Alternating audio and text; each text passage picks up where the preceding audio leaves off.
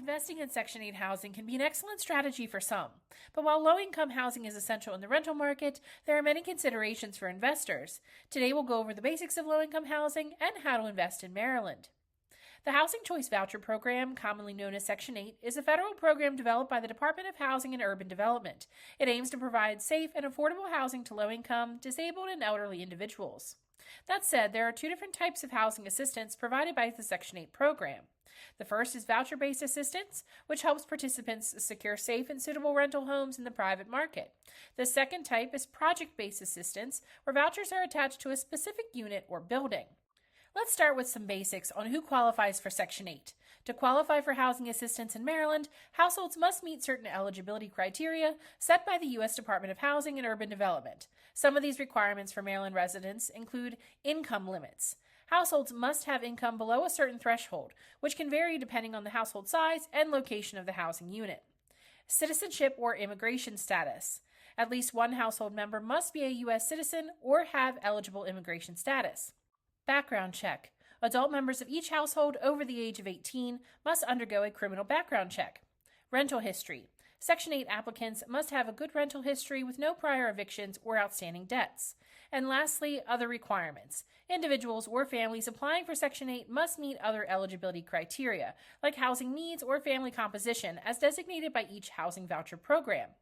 Interested in learning more about what's important to investors, property managers, and tenants? Well, hey there, it's Alyssa from Bay Property Management Group. Just a quick pause in the video as a reminder to hit that subscribe button so you never miss out on the latest videos with new content uploaded weekly. We appreciate your support, and now back to the video. If you're thinking about investing in Section 8 housing in Maryland, there are certain steps you'll want to take to ensure overall success. Purchase. Investing in project-based Section 8 housing involves buying small or large multifamily housing units in areas that need low-income housing.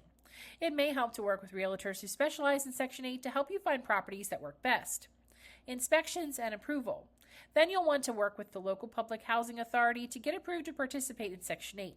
As part of the application process, you must submit details about yourself and the property, as well as undergo a housing inspection.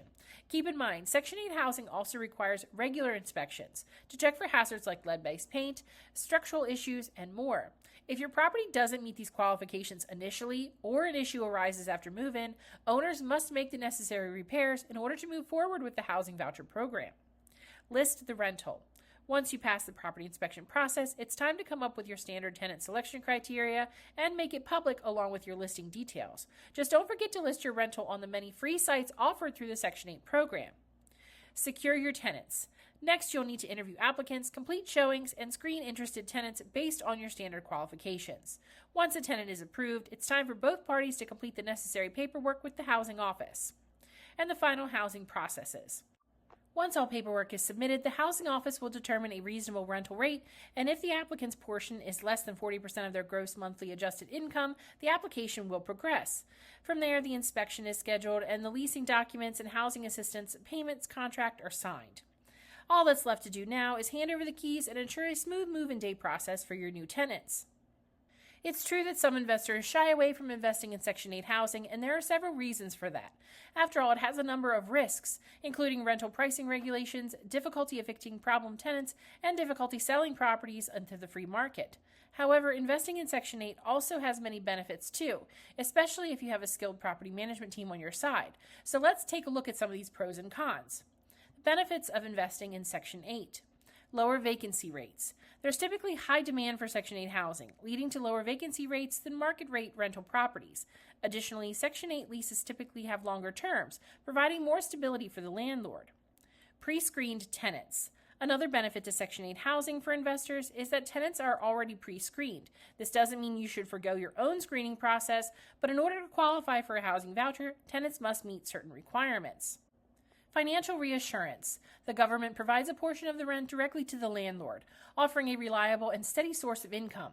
In addition, tenants are incentivized to pay their own share on time in order not to incur late fees or risk losing their assistance for not complying with the lease obligations. In addition, housing vouchers offer added financial reassurance if the tenant loses their primary source of income. In most cases, if a tenant loses their job, the landlord is out of luck. However, with a voucher tenant, the program may offer further rent assistance during their financial hardship. More potential tenants. More potential applicants means greater opportunity to rent the home quicker and find the best fit. Section 8 landlords have additional advertising opportunities, and these homes are often in high demand. Accountability. In addition to the landlords enforcing the lease terms, the housing authority also holds tenants accountable, which helps deter unruly behavior or property damage. And most importantly, it helps the community. Accepting Section 8 in Maryland provides critical opportunities for those truly in need. As a landlord, you're helping the local community by offering a fresh start that can dramatically impact someone's life. But as with everything, there is a downside, and these are a few disadvantages of Section 8 investments. Regulatory requirements. Landlords must comply with specific regulations the housing authority sets. Some of these may include regular property inspections and certain maintenance standards. Also, it's important to note that the housing authority contract can significantly limit an owner's authority and rights. After all, the relationship is no longer just between the landlord and tenant, but a third party as well. Limited rent increases. Rent increases may be subject to certain restrictions set by the housing authority, which can limit potential profit margins. In addition, since the housing agency covers a large portion of the rent, they therefore have input in the total amount. So if the program feels the unit is overpriced, they may ask the owners to lower the rent. Potential for delayed payments.